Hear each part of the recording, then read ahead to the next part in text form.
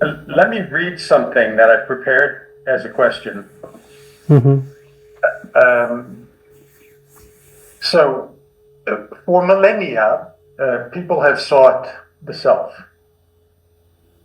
However, today, in my view, our societies in the West, we have become addicted to electronic media, food, alcohol, sex, medications, power. The list seems endless. And it seems as though we've perfected our egoistic addictions at the expense of the self. I personally feel that we are more imprisoned today by these addictions than at any time in history. Mm-hmm. And that Bhagavan's teachings are probably more important today than any time ever before, too. Mm. I personally wonder if these prisons we have created around ourselves, in my view, obviously, this is all my view, require us to seek additional help on the self-inquiry path. And Bhagavan also encouraged people to explore their way if it could be attached to self-inquiry. At least this was my reading of some of his books. One path I would like to ask the satsang members today about is the use of sacred plants as a way to help self-inquiry. I'm not seeking an answer today, but I'm asking everyone just to think about it. Sorry, what is that? Sacred? Sacred plants.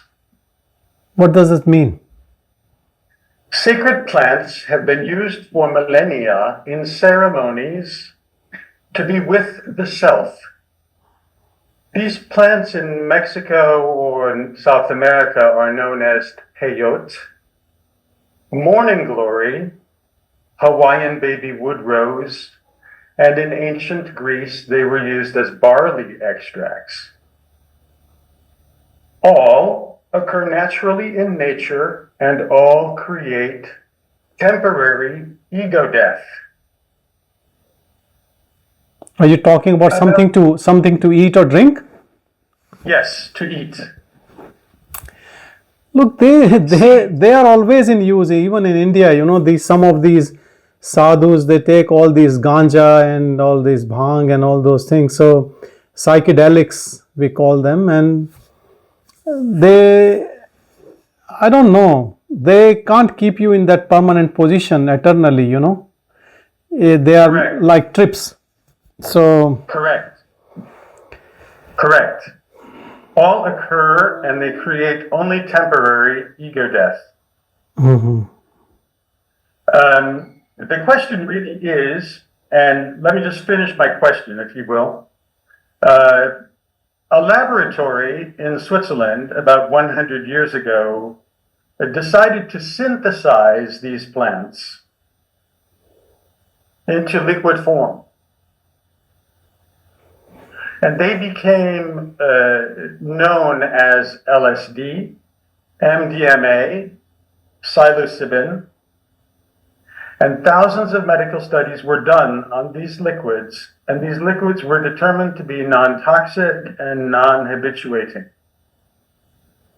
These liquids were readily available at every prescription counter in the 1940s, 1950s, and 1960s. And they were effective at treating addictions and creating an awareness of our oneness. But they also transformed military armies into pacifists. And these liquids were outlawed by the United States government in 1971 during the Vietnam War. The movement at the time was called Peace and Love. The movement at the time was called hippies. And this book that I'm going to show you was one of the most important works at the time. This book is dedicated to Neem Karoli Baba. This is a picture of Neem Karoli Baba. and he's reading this book. This book sold over 2 million copies. Okay? Now, I come back to my question. Given the prisons, given the addictions which we live in every single day and every hour of every day, is there a place or not for sacred plants or their substitutes as additional help for self-inquiry on this path of Bhagavan? And I'm not asking for an answer. I'm only asking to ask you the question, and I thank you for having taken the minutes just to listen. Actually, you have answered yourself, because you said on this path of Bhagavan. I have never heard that Bhagavan has told anyone in any of his talks, and I can vouch for it, that go ahead and take psychedelics. I have never ever heard. He has said do japa, do yoga, do karam yoga, whatever the method person is bringing, authentic methods out of the 4 methods which we speak in ancient Hinduism: karam yoga, raj yoga, bhakti yoga, gyan yoga, 4 margas. I have not come across that Bhagavan has, and because you have very clearly said on this path of Bhagavan, is there any use of these things? You have answered your question on your own, because Bhagavan has never ever told anyone to take the path of psychedelics or what you are calling a sacred plant. So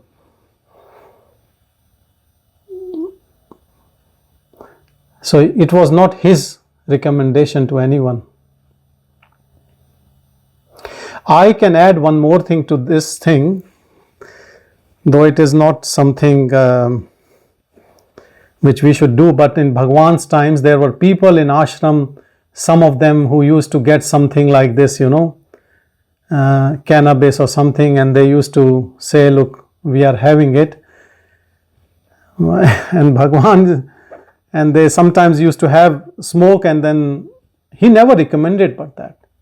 But I knew there were a couple of people who used to do that, not on a regular basis, but I have read it, and then Bhagavan never recommended that to be done. And also I have to say about Neem Karoli Baba, because I have a friend, his father was a devotee. Actually, I have a couple of friends whose families were devotees of Neem Karoli Baba, and everyone just picks up one thing about Ram Das, that he took all his, whatever he was carrying, LSD or cocaine, I'm not sure, but he took everything and just gulped everything and nothing happened to him. That is just to show that these things are useless, rather than recommending that yes, you take and I also take and everyone should take.